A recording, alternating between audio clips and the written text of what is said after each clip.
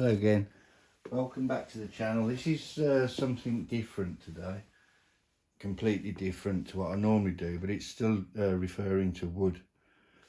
If you've got watermarks on a table, this is quite badly watermark damaged. Don't sand it, don't stain it, don't do anything like that. All you need is, we all get packages like this,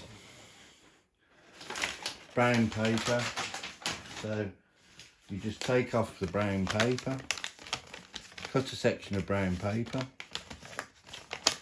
place it over where the watermark is on the table or whatever furniture you have.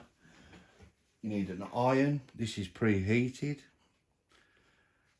You just have to set it to however you like. This is on hot. This is I think it's maximum.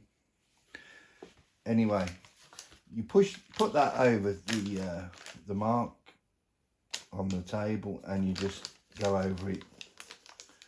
You got this. Like you're ironing.